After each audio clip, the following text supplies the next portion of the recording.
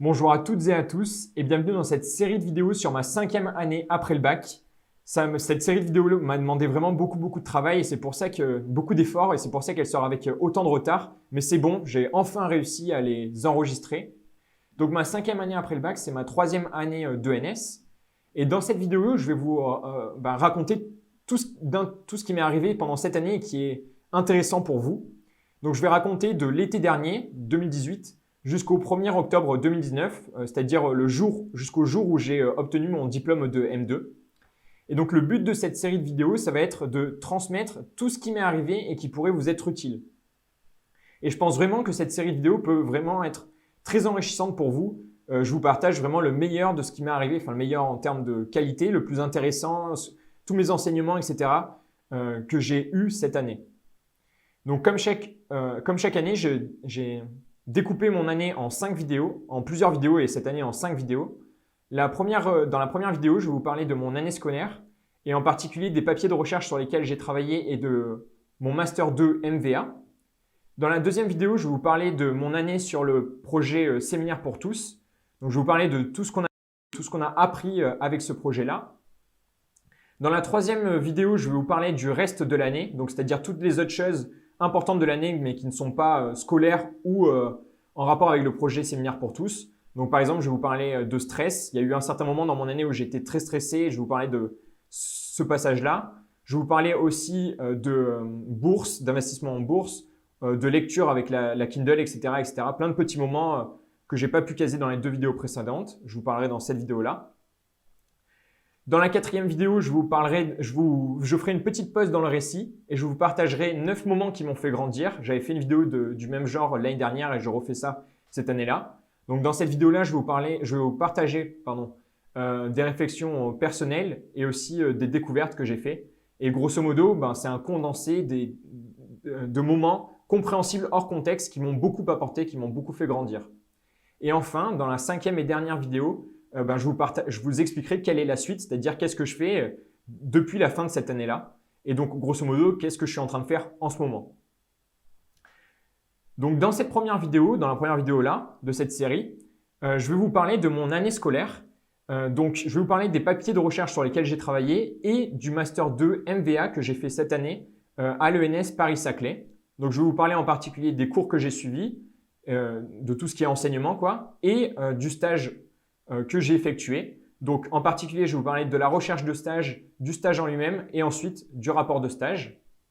Et avant de regarder cette vidéo-là, je vous conseille très fortement de regarder la vidéo sur la recherche en machine learning que j'ai publiée juste avant. Parce que dans cette vidéo, je vous explique ce que c'est un papier de recherche, ce qu'est une conférence, le processus pour qu'un papier de recherche soit accepté à une conférence. Et ça va vous aider à bien mieux comprendre ce que j'ai pu faire cette année-là. Pour commencer, je vais vous faire un petit rappel sur ma situation mi-août de l'année dernière, donc mi-août 2018. Donc à ce moment-là, j'avais fini mon stage à Montréal avec Yoshi Bianjo. Et pendant ce stage-là, j'avais travaillé sur 2 projets. Le premier projet s'appelait Baby et iGame. Et c'était un jeu où les humains devaient apprendre à un bébé IA à faire une tâche. Je donne plus de détails dans la vidéo de l'année dernière sur ce projet-là. Et donc sur ce projet, on était 5 personnes à travailler et on avait l'intention de soumettre un papier à la conférence iClear pour le 27 septembre, donc dans 1 mois et demi à peu près. Et le deuxième projet sur lequel j'avais travaillé pendant mon stage, c'était un projet personnel dans lequel j'avais la volonté de créer un nouvel algorithme de curriculum learning. Donc là aussi, je donne plus de détails dans la vidéo de l'année dernière sur mon stage. Et par contre, sur ce projet-là, j'étais tout seul à travailler et j'avais aussi l'intention de soumettre un papier à la conférence iClear pour le 27 septembre. Donc à ce moment-là, mi-août, il me restait à faire plusieurs choses. La première chose qui me restait à faire, c'était de rédiger mon rapport de stage pour fin août. Et ce rapport, je devais le soutenir début septembre. Et la deuxième chose que je devais faire, c'était soumettre les 2 papiers à la conférence iClear pour le 27 septembre. Donc le premier papier sur Baby AI et le deuxième papier sur mon algorithme personnel. Pour le papier Baby AI, j'ai rien eu besoin de faire parce que les autres s'en sont chargés. Mais par contre, pour mon papier, là, j'avais absolument tout à faire. Typiquement, je devais continuer d'améliorer mon algorithme parce qu'il y avait plein de moyens encore de l'améliorer. Il n'était pas encore ultra performant. Donc, j'avais aussi plein d'expériences à faire. Et je devais aussi rédiger le papier pour présenter mon algorithme-là. Et donc, pour iClear, c'est un papier qui doit faire maximum 9 pages. Et si je voulais faire un bon papier, il fallait bien sûr que j'explique, mais aussi que je rajoute des illustrations et des résultats, les résultats de mes expériences. Donc voilà tout ce qui me restait à faire mi-août. Mi-août, j'ai commencé la rédaction de mon rapport de stage. À ce moment-là, j'étais en vacances avec ma famille. Du coup, je rédigeais les soirées. Je commençais en général en fin d'après-midi et je rédigeais jusqu'à tard dans la nuit. Mais du coup, je loupais beaucoup de moments avec ma famille, des discussions, des films, etc. Et tout ça, c'était des moments que je n'aurais peut-être plus parce que je grandissais. Et j'ai réalisé à ce moment-là que, en fait, j'avais jamais pris de vraies vacances avec eux. C'est-à-dire des vacances où je suis 100% disponible pour être avec eux, quoi. Parce que là, par exemple, je devais rédiger un rapport de stage. L'année d'avant aussi, je devais rédiger un rapport de stage pendant les vacances. Et même de manière plus générale, à chaque fois, là, les vidéos que vous voyez que je publie pendant l'été, j'avais jamais le temps de vraiment les finir avant de partir en vacances. Du coup, les années précédentes, à chaque fois, l'été, je finissais le montage pendant que j'étais en vacances. Donc, grosso modo, j'avais jamais pris de vraies vacances avec eux. Et je me suis dit à ce moment-là, ça, je veux vraiment plus que ça se reproduise. C'est-à-dire que les prochaines vacances que je passerai avec eux, je veux être 100% dispo. Fin août, j'ai fini de rédiger mon rapport de stage et je l'ai envoyé. Et je me suis mis à retravailler sur mon papier iClear sur lequel j'avais arrêté de travailler fin juin. Donc, je me suis mis à retravailler dessus et à ce moment-là, j'avais plein d'idées d'amélioration parce que mon algo n'était pas super performant. Et jusqu'alors, pour améliorer mon algorithme, je m'y prenais de la manière suivante. En général, j'avais une idée d'amélioration de l'algorithme. De cette idée, j'en déduisais un nouvel algorithme. Une fois que j'avais cet algorithme-là, je le testais, mais il me fallait attendre un jour pour avoir les résultats. Et une fois que j'avais les résultats, j'analysais, ça me donnait une nouvelle idée, donc un nouvel algo que je testais. Et je devais attendre un jour pour avoir les résultats. Une fois que j'avais les résultats, j'analysais, j'avais une nouvelle idée, j'en déduisais un nouvel algo, etc., etc. Le problème avec cette manière de faire, c'est que le processus était en fait très lent. C'est-à-dire qu'à chaque fois, quand j'avais une idée, il me fallait attendre un jour pour savoir si elle était bonne ou pas. Et je me suis dit à ce moment-là, mais attends, peut-être qu'à la place d'améliorer ton algorithme, il vaudrait mieux déjà que tu améliores le processus d'amélioration. C'est-à-dire que tu trouves un moyen de tester beaucoup plus rapidement tes idées.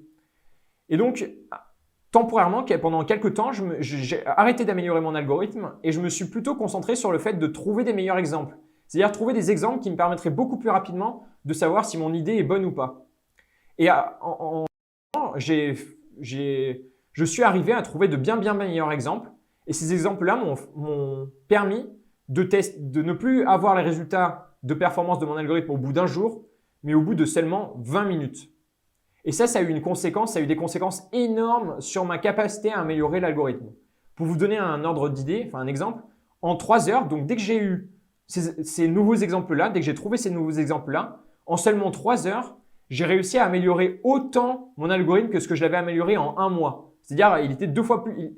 La performance que j'ai gagnée en 3 heures était la même que celle que j'avais réussi avant à gagner en 1 mois. Et pourquoi ça? Tout simplement parce que maintenant, il ne me fallait plus attendre un jour pour savoir si mon idée était bonne, mais seulement 20 minutes. Donc, grosso modo, je pouvais tester genre 60 fois plus d'idées dans la journée. Et en plus de ça, avant, je devais tester, attendre un jour, tester, etc. Donc, ça coupe à chaque fois. Quand tu dois attendre un jour, ça casse totalement la créativité. Et comme là, j'avais juste à attendre 20 minutes, j'étais beaucoup plus créatif parce que mon flow était beaucoup plus fort. Et donc, le premier enseignement que j'aimerais donner dans cette vidéo-là, c'est un enseignement que j'avais déjà donné dans la vidéo de l'année dernière, mais que je voudrais rappeler, c'est qu'il est vraiment important de tester ses idées le plus vite possible. Parce que ça permet d'être beaucoup plus créatif, d'avoir beaucoup plus d'idées. Donc, il est vraiment important de tester ses idées le plus vite possible. La première semaine de septembre, j'ai soutenu mon rapport de stage et j'ai eu donc 17 sur 20 donc à mon rapport de stage. Ça peut paraître une bonne note, mais en vrai, c'est une note moyenne. Tout le monde avait à peu près 17 sur 20, on était aux alentours de ça. Et j'ai fait une pause pour travailler sur les séminaires pour tous, mais je vous en parlerai dans la prochaine vidéo. La troisième semaine de septembre, j'ai recommencé à travailler donc sur mon papier et j'ai continué à améliorer mon algorithme, mais j'ai dû m'arrêter à un certain moment parce que j'allais plus avoir de temps pour rédiger le papier. Donc, je me suis arrêté et je me suis mis à la rédaction de l'article et j'ai réussi à finir à temps la rédaction pour la deadline qui était le 27 septembre.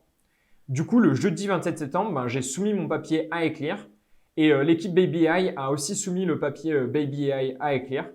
Et ben à ce moment-là, donc on était tous ultra contents parce que ça demande énormément de travail de concevoir un papier.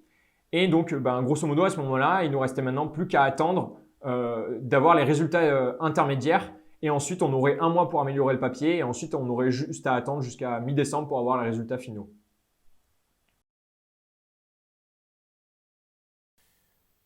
En octobre, on commençait les cours.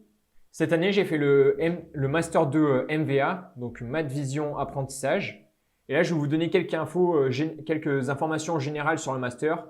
Vous pouvez en trouver, je ne vais pas tout vous donner, vous pouvez tout trouver sur le site internet du Master, mais je vais vous donner les principales.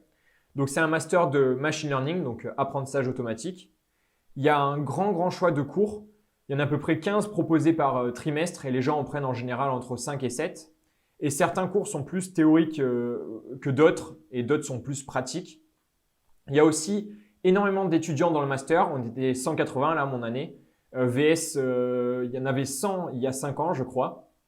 Le master se fait en 3 temps. Donc, il y a 2 trimestres de cours. Le premier de début octobre à mi-janvier et le deuxième de mi-janvier à fin mars. Et ensuite, il y a un trimestre de stage de recherche. Donc, ce n'est pas n'importe quel stage, c'est un stage de recherche. Et ce stage a lieu de début avril jusqu'à fin juillet ou fin août, ça dépend. Il faut qu'il dure 4 mois minimum et 6 mois maximum, je crois. Le master a lieu à 3 endroits différents. Enfin, les cours ont lieu à 3 endroits différents. La majorité ont lieu à l'ENS Paris-Saclay, donc qui était à Cachan mon année, mais qui maintenant est à Saclay. Ils ont lieu aussi à l'ENS Ulm et enfin, ils ont lieu à Centrale Supélec. Et l'évaluation des cours, enfin l'évaluation du master se fait sur plusieurs choses. Déjà, pour chaque cours, on a une note finale qui est basée sur les DM, les projets, les examens qu'on a à faire. On a aussi une note de stage qui, elle, est basée sur le rapport et sur une soutenance de stage, mais qui est facultative. Et de ces notes-là, ils vont en déduire la note finale du master de la manière suivante. Donc, ils vont prendre les 8 meilleures notes de cours qu'on a, ils en font la moyenne, et ça donne les 2 tiers de la note finale. Et le dernier tiers de la note finale est donné par la note de stage. Donc voilà, grosso modo, pour les infos générales sur le master. Donc les 2 premières semaines de cours, moi ce que j'ai fait, c'est que je suis allé à un maximum de cours et je vous conseille vraiment de faire la même chose parce que le but, c'est de suivre un maximum de cours pour savoir lesquels vous préférez et lesquels vous voulez garder par la suite. Et donc suite à ces 2 semaines-là de cours, moi j'ai décidé de suivre 9 cours. Alors 9 cours, c'est beaucoup parce que les gens en suivent entre 5 et 7. Et donc la question qu'on peut se poser, c'est pourquoi est-ce que j'ai décidé de suivre autant de cours? Ben déjà parce qu'il y avait beaucoup de cours qui me semblaient intéressants. Et deuxièmement, parce que c'était aussi une stratégie, enfin je voyais ça comme une stratégie pour augmenter ma probabilité d'avoir une bonne note moyenne. C'est-à-dire que comme ils prennent que les 8 meilleures notes de cours pour faire la note moyenne de cours, ben plus tu prends de cours, plus tu as de chances d'avoir une bonne note. Et donc, plus tu as de chances d'avoir une bonne note moyenne. Enfin, en tout cas, que ta note moyenne des 8 meilleurs cours soit plus grande. Donc, c'était une des raisons pour lesquelles j'ai autant de cours. Et la deuxième question qu'on peut se poser, ben, c'est du coup, en prenant autant de cours, est-ce que ça ne m'a pas demandé trop de travail? Ben, la réponse, c'est que si, ça m'a demandé beaucoup de travail, mais en vrai, c'était faisable. Pourquoi? Parce que j'allais très peu en cours. J'allais seulement en vrai à 1 ou 2 cours. Parce que globalement, je trouvais que les profs apportaient pas grand-chose. On avait les polis, on avait les slides et tout, et les profs apportaient pas grand-chose. C'était lent en classe même. Et du coup, rien que ça, rien que le fait d'aller qu'à 1 ou 2 cours par semaine, ça fait gagner énormément de temps. Pourquoi? Parce que j'ai pas besoin de me déplacer. Et ça, me déplacer à l'ENS Cachan, ça me prenait à peu près 1h30 pour faire l'aller-retour. Et puis surtout, quand je lisais les cours chez moi, j'allais 2 fois plus vite que ce que j'allais que la vitesse de croisière en classe. Donc finalement, ça m'a fait gagner. Enfin, le fait de ne pas aller en cours, ça m'a fait gagner beaucoup de temps. Et tout ce temps que j'ai gagné, ça m'a permis de le dégager pour le consacrer au rendu qu'on avait à faire, donc au DM, au projet, etc. Donc finalement, 9 cours, c'était raisonnable parce que j'allais pas trop en cours et que du coup, ça me dégageait beaucoup de temps pour faire tous les rendus qu'il y avait à côté. Alors, les années précédentes, je vous donnais un descriptif sur les cours que j'avais suivis. Là, je vais pas le faire cette année parce que bon, c'est long et c'est pas très important et surtout plus j'avance et moins il y a de gens qui peuvent comprendre. Et si vous avez envie d'avoir un descriptif sur les cours, vous pouvez aller sur le site internet. Et si vous avez aussi envie d'avoir mon avis sur les cours que j'ai suivis, vous pouvez m'envoyer un message sur Facebook. Les années précédentes, j'ai parlé aussi d'organisation et de travail personnel, etc. Et je vais pas le refaire cette année parce que de toute façon, c'est toujours la même chose. Je travaille toujours de la même manière depuis la prépa. Donc bon, ça commence à être très redondant et je me dis que si vous êtes en M1, vous devez déjà avoir votre propre méthode de travail qui vous correspond, etc. depuis longtemps, donc c'est plus très utile. Début novembre, j'ai eu les résultats intermédiaires pour les 2 papiers soumis à écrire. Donc le papier du projet BBI a reçu la note de 6 sur 10. Donc 6 sur 10, quand un papier reçoit 6 sur 10 à écrire en tout cas, en général il y a de bonnes chances d'être accepté. Bon, c'est pas sûr, mais il a de bonnes chances d'être accepté. Et du coup, l'équipe BBI avait 1 mois pour améliorer le papier pour qu'il soit accepté. Et j'ai eu aussi les résultats intermédiaires pour mon papier, donc le papier sur lequel je travaillais tout seul. Et là, par contre, mon papier a reçu la note de 3 sur 10 et le détail des notes, c'est 2 sur 10, 3 sur 10 et 4 sur 10. Donc, c'est une très très mauvaise note. Et quand j'ai lu le retour, j'ai eu des retours très négatifs. Donc, je vous mets en description le lien vers les retours que j'ai reçus sur mon papier. Et donc, je vais vous donner quelques exemples de retours. Par exemple, il y a un des relecteurs qui m'a dit, qui a écrit que l'écriture de mon papier était très pauvre. Un autre qui a écrit je ne pense pas que ce papier vaille une considération sérieuse dans l'État. Donc j'ai eu des très mauvais retours sur le papier. Le reproche principal qu'on me faisait, c'était que j'avais pas assez de résultats expérimentaux convaincants. Enfin, que mes expérimentaux n'étaient pas assez convaincants plutôt. Et aussi que j'ai fait une erreur stupide quand j'écris le papier et une erreur qui est aussi éliminatoire, mais bon, c'est pas le gros point noir de mon papier, c'est pas le plus grave. C'est que j'ai remercié des personnes. Et ça, c'est un gros problème parce que normalement, les papiers doivent être anonymes. C'est-à-dire que les personnes qui relisent les papiers ne doivent pas savoir qui les a écrits et les personnes qui soumettent les papiers ne doivent pas savoir par qui ils sont évalués. Et moi, en remerciant des personnes, j'ai clairement écrit des noms dedans et donc ça, c'est une erreur stupide et éliminatoire. Mais bon, enfin, je veux dire, c'est pas la raison pour laquelle j'ai eu des si mauvaises notes. C'était plus pour le reproche principal qui était que mes résultats n'étaient pas assez convaincants. Donc à ce moment-là, quand j'ai vu que j'avais reçu la note de 3 sur 10, je savais que j'avais aucune chance d'être accepté. Du coup, ce que j'ai fait, c'est que j'ai remercié les personnes qui m'avaient fait des retours et j'ai décidé de retirer mon papier, donc d'abandonner le processus. Et à ce moment-là, j'étais vraiment en PLS parce que je m'étais énormément investi, j'avais eu des très très mauvais retours et ça donne pas du tout envie de retoucher, d'améliorer de retravailler sur le papier quoi.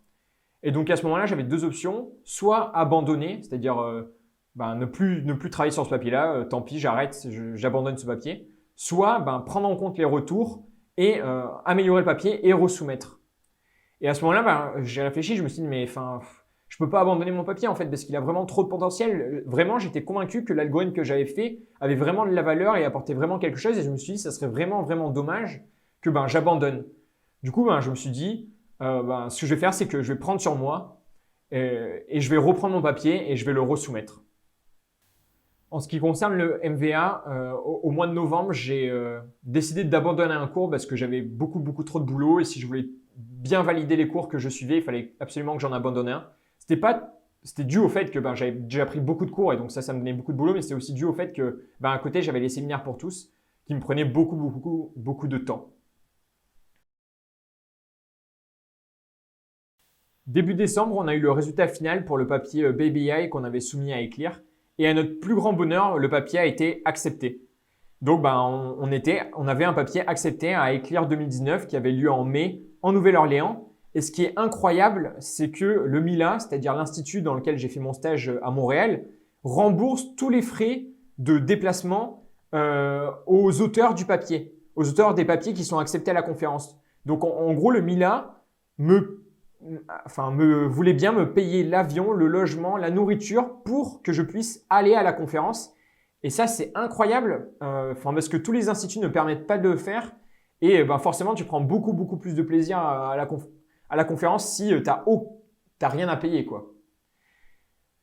Ensuite, au mois de décembre, concernant le MVA, j'ai commencé ma recherche de stage. Grosso modo, tout le monde a commencé la recherche de stage en décembre, je pense. Bon, quelques personnes avaient déjà commencé avant, mais grosso modo, toutes les personnes ont commencé à ce moment-là.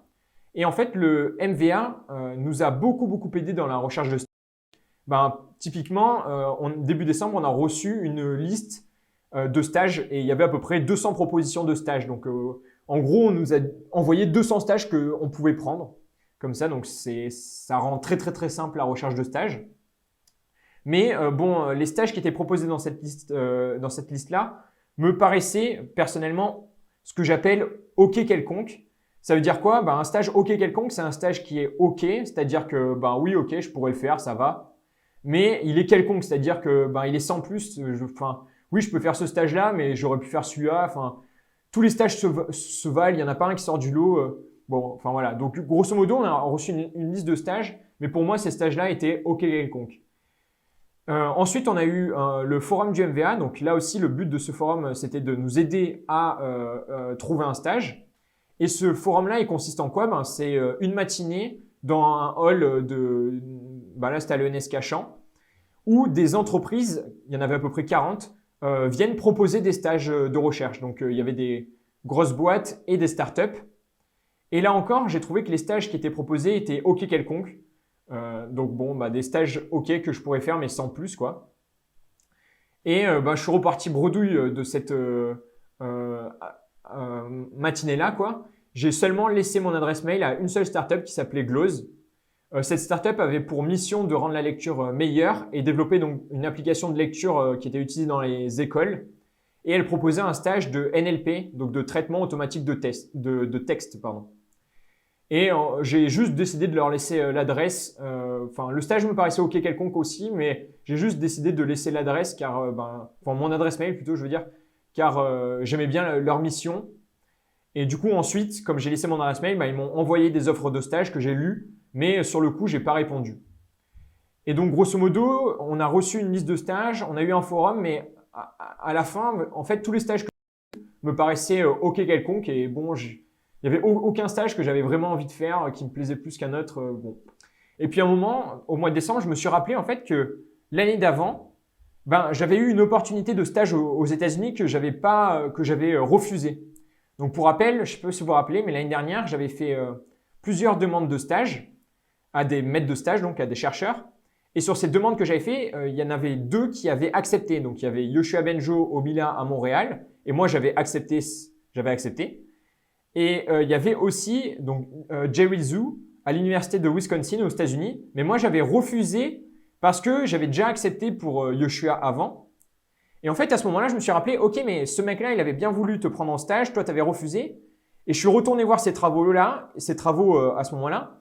Et je me suis rendu compte qu'en fait, ces travaux me plaisaient encore. Et je me suis dit, finalement, pourquoi pas retenter avec ce gars-là.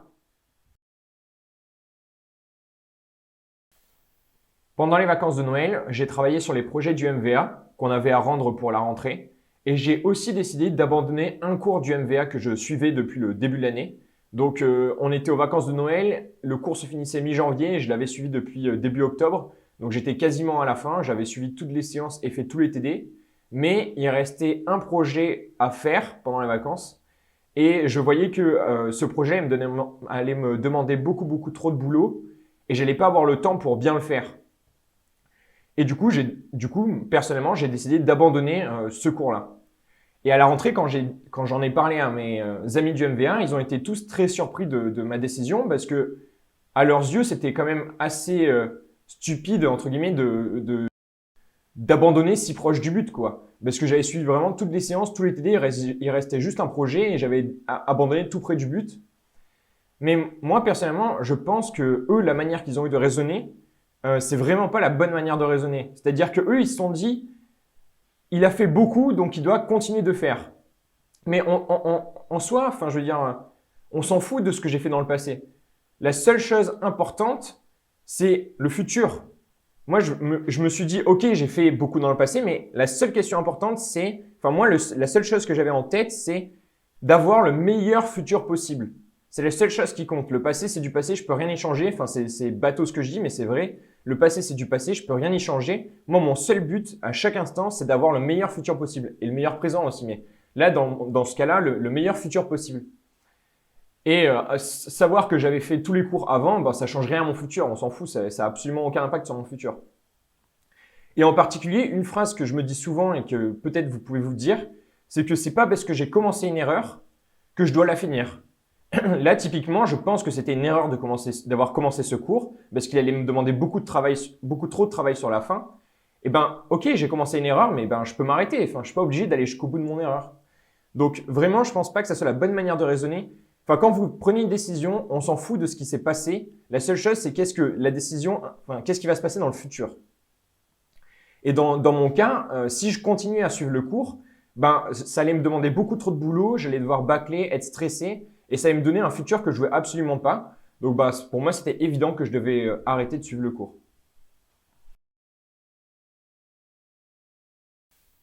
Début janvier, j'ai envoyé un mail au chercheur de l'université du Wisconsin pour lui demander s'il voulait bien me prendre en stage.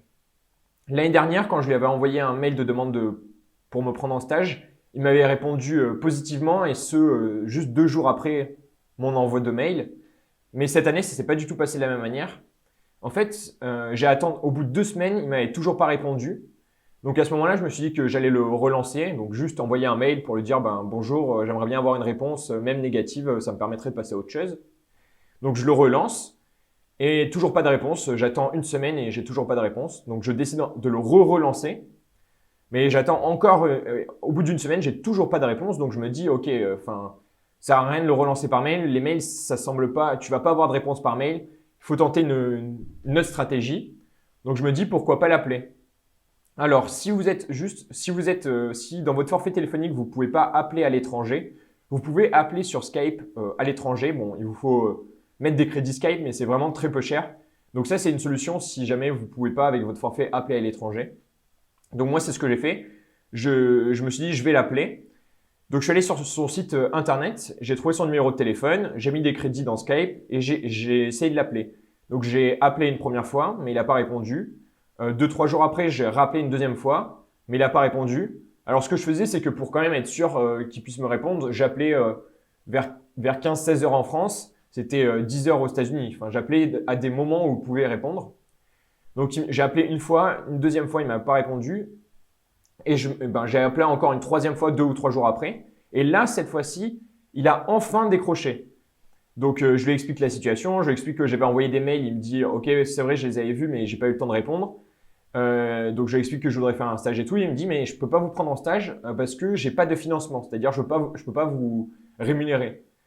Et je lui dis moi en fait, j'ai pas besoin de financement parce que mon école elle me rémunère, elle me donne déjà un salaire, donc j'en ai pas besoin. Et puis là, je sais pas, c'était bizarre, j'ai pas trop compris ce qu'il m'a raconté. Enfin bref, je sais pas, j'ai pas compris ce qu'il m'a raconté. Et il m'a dit, ok, je vais vous envoyer un mail. Donc l'appel s'est terminé. Et 5 minutes plus tard, j'ai reçu un mail de sa part me disant, désolé monsieur, ce n'est pas possible, je peux pas vous prendre en stage parce que j'ai pas de financement. Bon ok, le mail était bizarre, mais à ce moment-là, j'ai compris que c'était mort, il fallait abandonner cette voie-là parce que c'était complètement mort. Et que je retournais à la case départ et comme on était fin janvier, j'étais quand même par rapport aux autres très très en retard. Tous mes amis avaient déjà trouvé un stage. Donc grosso modo à ce moment-là, c'était retour à la case départ et il me restait très peu de temps pour trouver un stage. Et à ce moment-là, en fait, il y a deux options. La première option, c'est de prendre un stage OK quelconque. Donc pour rappel, un stage OK quelconque, c'est un stage qui est OK, c'est-à-dire que je peux faire. Je me dis OK, oui, je peux le faire. Mais il est quelconque, c'est-à-dire pourquoi faire celui-là plutôt qu'un autre, j'en sais rien. Enfin c'est un stage sans plus pour moi quoi. Donc la première option c'est prendre un stage OK quelconque. Le gros avantage de prendre un stage OK quelconque, c'est que c'est ultra facile à obtenir. On a une liste de 200 stages, on a eu tous les stages du forum du MBA. Enfin bref, on avait genre 250 stages de possibles. Donc grosso modo, si je veux un stage OK quelconque, je l'ai demain quoi. Donc j'ai plus aucun problème administratif, plus besoin de me prendre la tête ni rien, c'est ultra simple, j'ai mon stage OK quelconque quand je veux. Donc ça, c'est l'énorme avantage. Mais par contre, il y a un énorme inconvénient à prendre un stage OK quelconque, c'est que premièrement, je vais pas être très heureux en le faisant. Donc ça, c'est quand même une chose importante, je pense, à prendre en compte. Et deuxièmement, c'est qu'au premier coup dur dans le stage, je vais rentrer en dépression.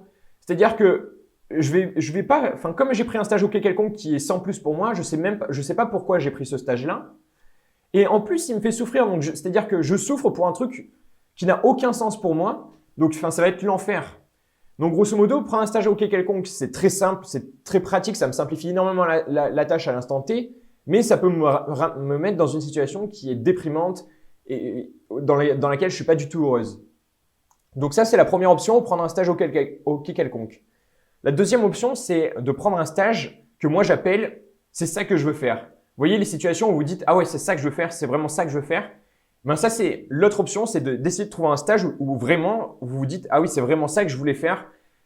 En gros, de prendre un stage qui correspond à des envies, à des raisons très précises que vous avez.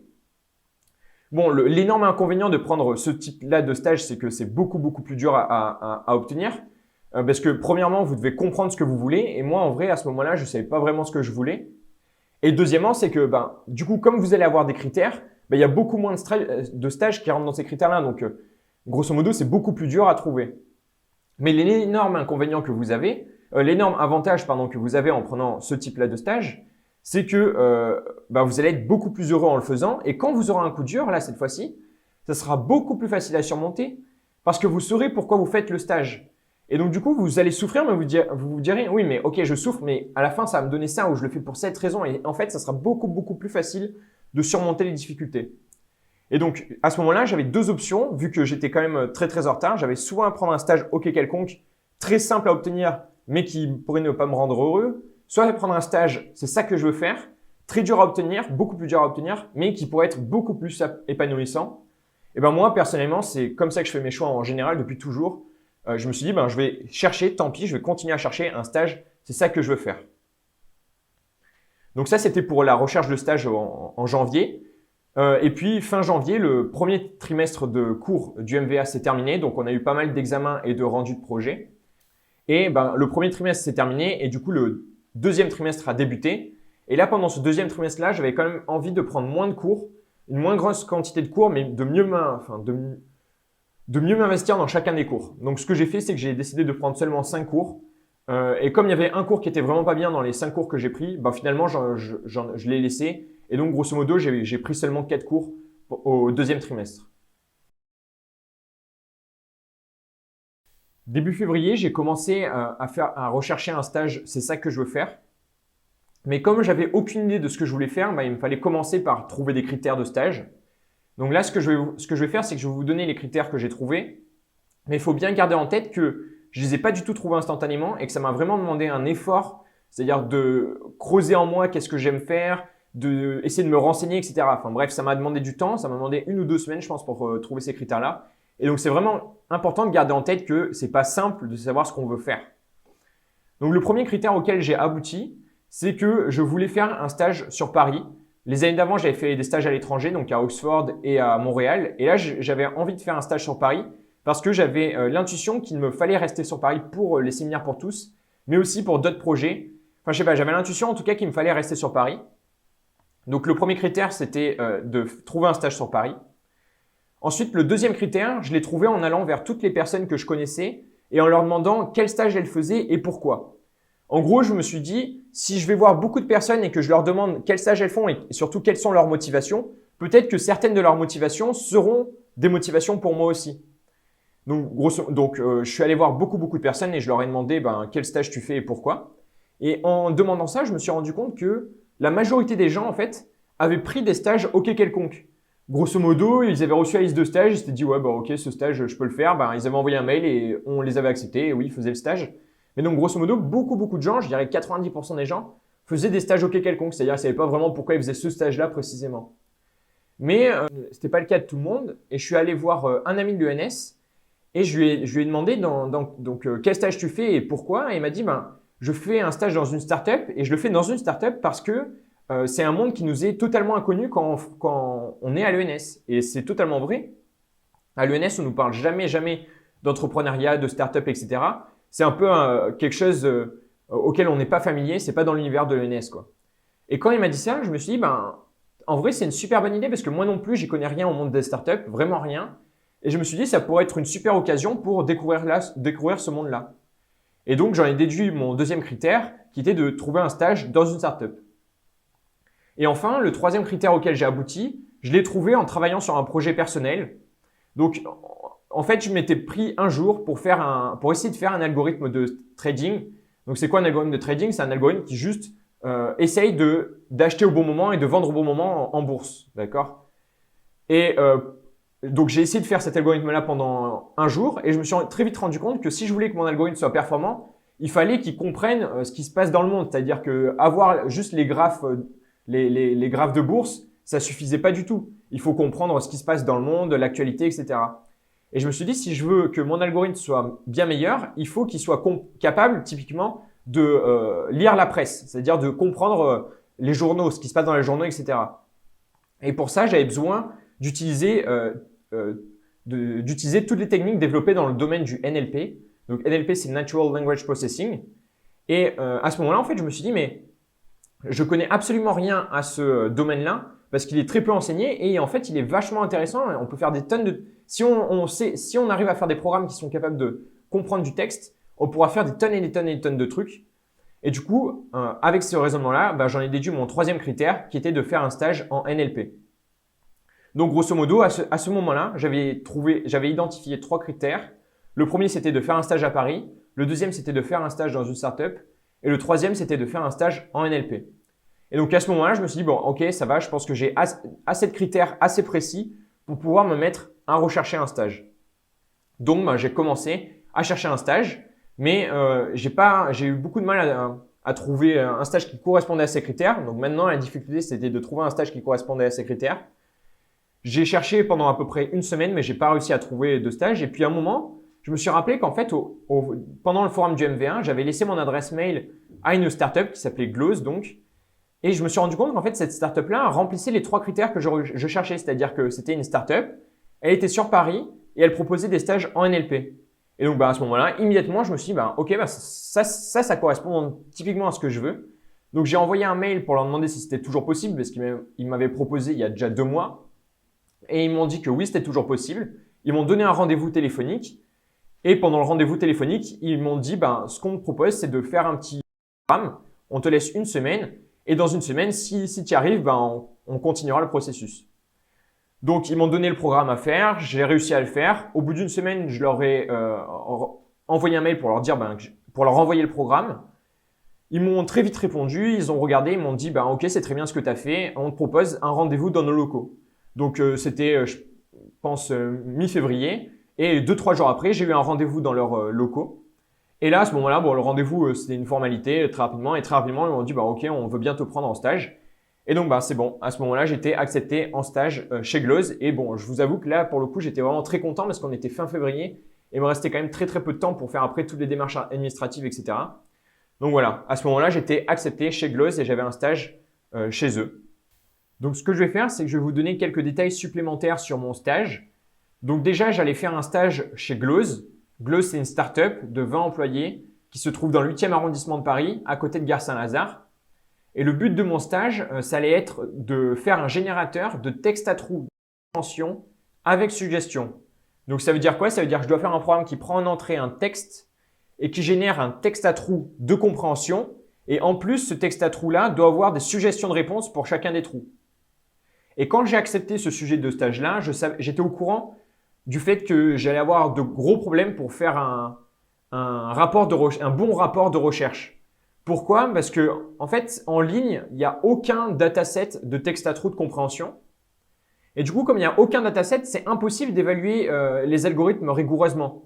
Et du coup, si c'est impossible d'évaluer les algorithmes rigoureusement, c'est impossible pour moi, si je conceptionne un bon algorithme, de prouver qu'il est meilleur que les autres. Et donc, forcément, ça va être très dur de faire un bon rapport de recherche. Mais bon, j'étais au courant de ce gros problème que j'allais avoir avec ce stage-là, mais comme je savais exactement pour quelle raison je faisais ce stage, et qui étaient des raisons très importantes à mes yeux, je me suis dit, ça, c'est pas très grave en vrai. Moi, c'est pas vraiment quelque chose de très grave pour moi. Et je me suis dit, ok, je pourrais pas faire un très bon rapport de recherche, mais ce stage-là m'apportera beaucoup, beaucoup d'autres choses.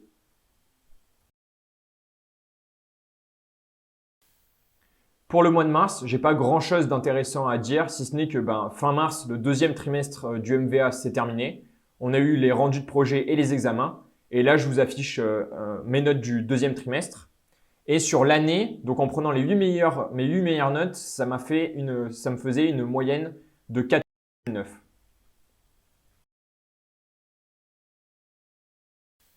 Le 1er avril, j'ai commencé mon stage chez Glose.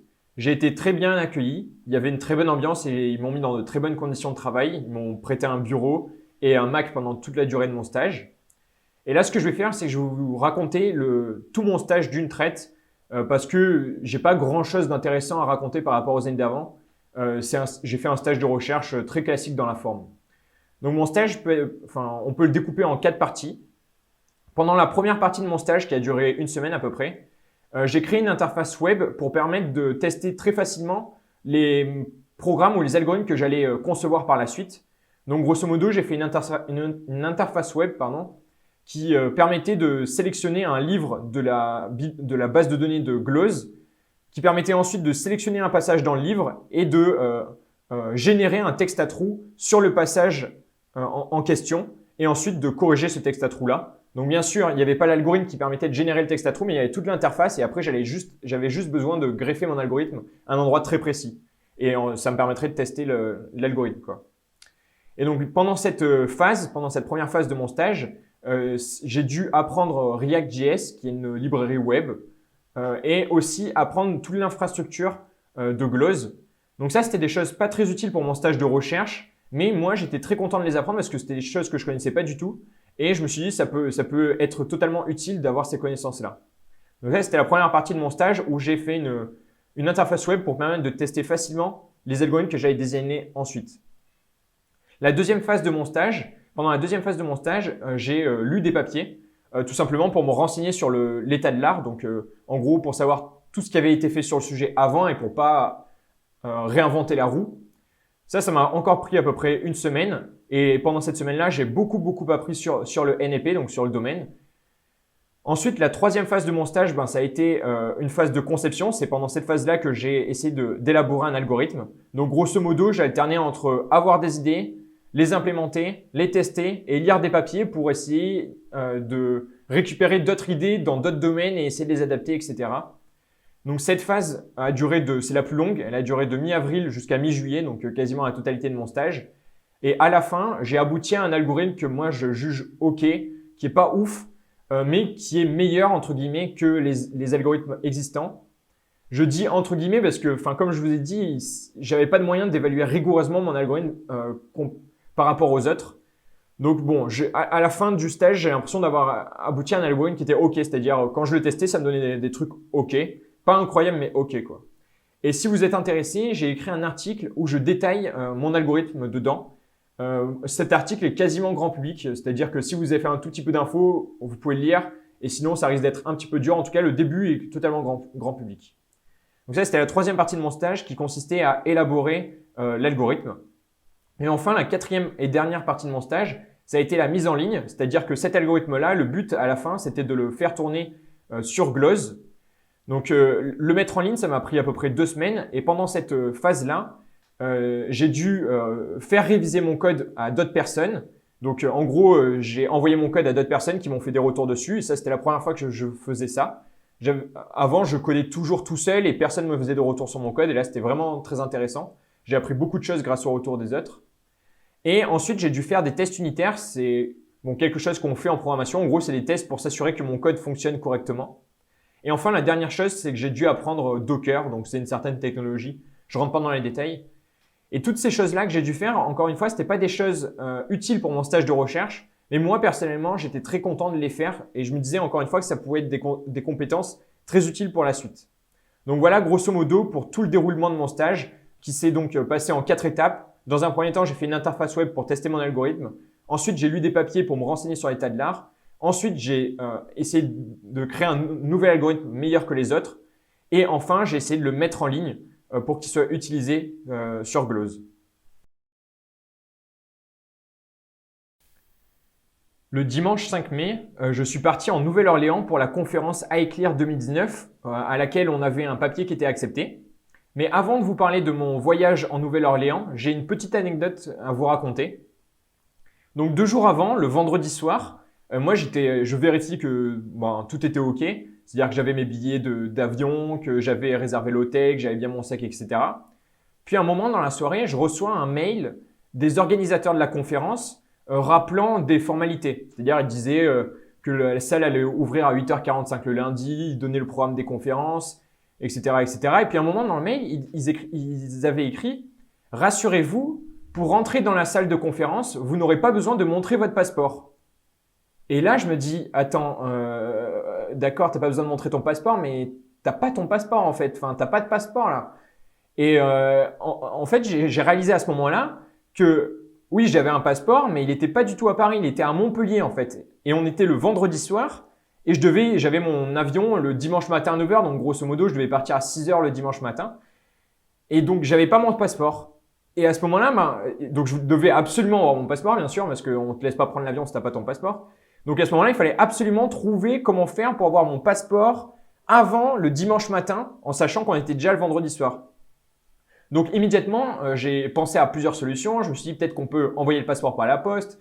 J'ai regardé, mais la poste, travaille pas le dimanche et c'est que le samedi matin. Enfin bref, c'était pas possible quoi. Il n'y avait pas assez de temps. Ensuite, j'ai regardé s'il n'y avait pas des transporteurs qui pouvaient faire la même chose que la poste, mais là encore, c'était pas possible, c'était trop court. Puis après, je me suis dit peut-être que je pourrais prendre le train, c'est-à-dire partir le samedi matin, aller chercher mon passeport et juste revenir. Mais là encore, c'était pas possible parce qu'il y avait plus de place et je voulais pas que mes parents fassent l'aller-retour Paris Montpellier dans la journée juste pour me donner un passeport, c'était ridicule. Et donc grosso modo à ce moment-là, j'étais bloqué quoi, j'avais pas d'idée. Et puis à un moment, mes parents ont une idée, ils ont eu la solution et je vous donne la solution parce que je trouve qu'elle est très intéressante. Et en fait, mes parents m'ont dit mais en fait, pourquoi on ferait pas prendre un Blablacar au passeport? Et en fait, c'est une idée géniale parce que je veux dire, il y a des tonnes de Blablacar qui font Montpellier-Paris, mais mes parents ça leur coûte rien en temps, très peu en temps. Et bref, donc à ce moment-là, on s'est dit bah ouais, c'est une idée géniale. Donc le vendredi soir, je me suis mis à trouver quelqu'un qui faisait le trajet Montpellier-Paris le samedi. On a trouvé très facilement. Ma mère lui a amené mon passeport et ce mec-là a ramené, m'a donné le passeport quoi le samedi après-midi, donc la veille. Et donc grâce à ça, c'est bon, ouf, j'ai pu prendre mon avion le dimanche matin. Et donc le dimanche, je suis arrivé en Nouvelle-Orléans et j'ai pu assister tranquillement à la conférence. Donc la conférence avait lieu sur 4 jours, du lundi au jeudi. Et chaque jour, il y avait des séances de conférence et des séances de posters. Et là, je vous mets la photo du poster que nous, on avait sur Baby AI. Et moi, personnellement, j'assistais à quelques talks par jour. J'ai pas assisté du tout à la totalité des talks, mais à quelques-uns. Et chaque jour aussi, j'allais visiter la ville. Donc, j'ai testé plusieurs restaurants. J'ai mangé de l'alligator, par exemple.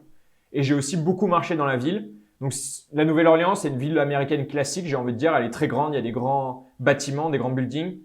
Il y a quelques quartiers sympas, par exemple le quartier français. Mais personnellement, c'est pas du tout une ville où j'ai envie de vivre, quoi. Et le vendredi, je suis rentré en France. Et juste avant de clôturer cet événement de la conférence, j'aimerais juste faire une remarque.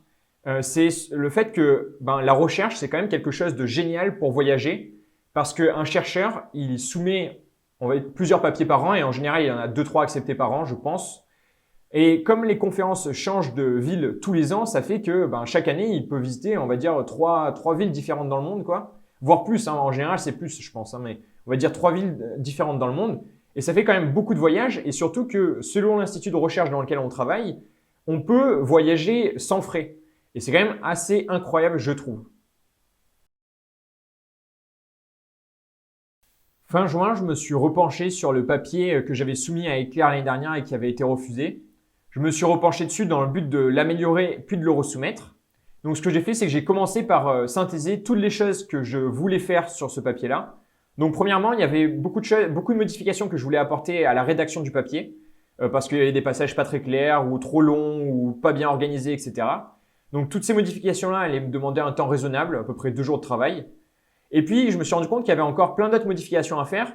Et en fait, c'était surtout des expériences supplémentaires à faire.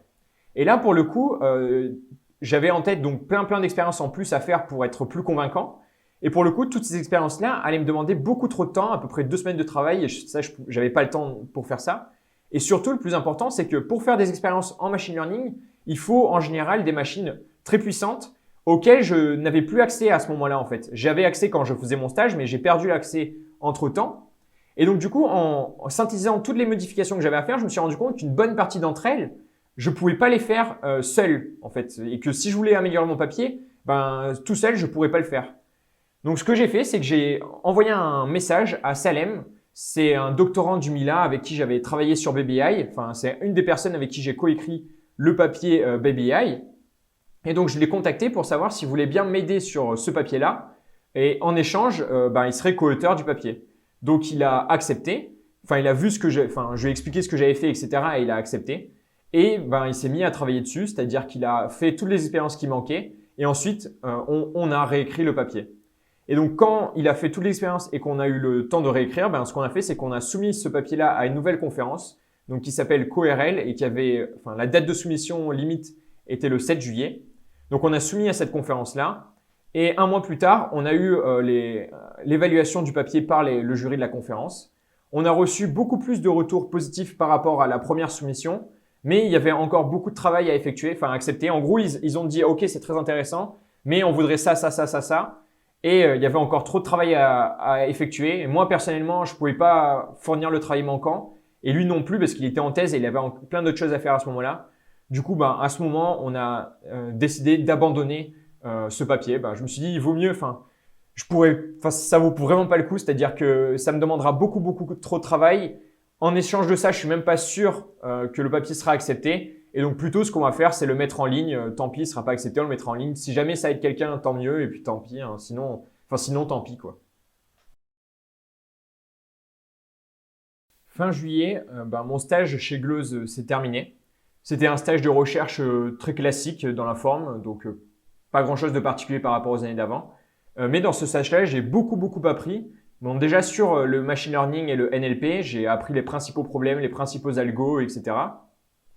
Mais j'ai aussi beaucoup appris, et ça c'était différent par rapport au stage d'avant, j'ai beaucoup appris sur la programmation. Par exemple en Python, en vrai ça faisait longtemps que je programmais en Python, mais j'ai quand même appris pas mal de trucs, notamment avec la relecture de code que les autres ont fait, et ils m'ont donné pas mal de moyens d'améliorer mon code. Donc j'ai beaucoup appris sur Python et sur la programmation web en général, avec React.js par exemple. J'ai aussi beaucoup appris sur la réalisation de projets à travers les tests unitaires, Docker, GitLab, etc.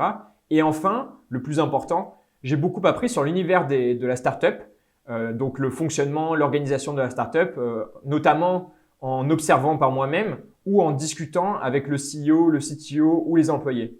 Donc finalement, ce stage-là a été vraiment pour moi une très très bonne expérience et j'étais très très content de le faire. Pas forcément ultra enrichissant d'un point de vue recherche, mais ça, j'avais déjà fait des stages dessus, mais très enrichissant sur plein d'autres points sur lesquels j'avais pas beaucoup d'expérience. Bon, à ce moment-là, du coup, le stage était terminé. Fin juillet, le stage s'est terminé, mais en vrai, le stage n'était pas totalement terminé pour le MVA, dans le sens où il me restait encore à rédiger mon rapport de stage avant le 15 septembre et aussi à faire une soutenance de stage avant le 15 septembre. Mais comme celle-ci était facultative, personnellement, j'ai décidé de ne pas la faire parce que ça allait me demander beaucoup trop de travail pour pas grand-chose. En général, pendant les soutenances, il se passe pas grand-chose. Et j'avais surtout envie de consacrer ce temps-là pour faire des choses beaucoup plus importantes pour moi. Vous comprendrez mieux dans la suite des vidéos. Donc immédiatement après la fin de mon stage, je suis parti en vacances avec ma famille. Donc cette fois-ci, j'ai pas voulu travailler pendant les vacances. Et comme j'avais pas eu le temps d'enregistrer les vidéos avant, je l'ai pas fait pendant les vacances avec ma famille. Une fois que les vidéos sont terminées, je suis parti à Paris pour faire un stage chez Optimal Subspe pour donner un stage chez Optimal Subspe de maths et de Python de fin août jusqu'à début septembre. Et une fois que ce stage-là s'est fini, j'ai rédigé mon rapport de stage de début septembre à mi-septembre. J'ai rendu mon rapport à la date voulue. Et le 1er octobre, j'ai reçu mon diplôme du MVA que je vous affiche là. J'ai aussi reçu ma note de stage. J'ai eu 13. C'est pas une note ouf. Et surtout, le truc qui est pas cool, c'est que j'ai eu aucun retour dessus. Donc, je sais absolument pas pourquoi j'ai eu 13. Et j'ai reçu, donc je sais aussi ma note de master. J'ai eu 14,25 et j'ai eu mention bien. Là encore, personnellement, je suis pas ultra satisfait, mais bon, c'est pas grave. Et donc voilà, vous savez tout sur mon année scolaire 2018-2019.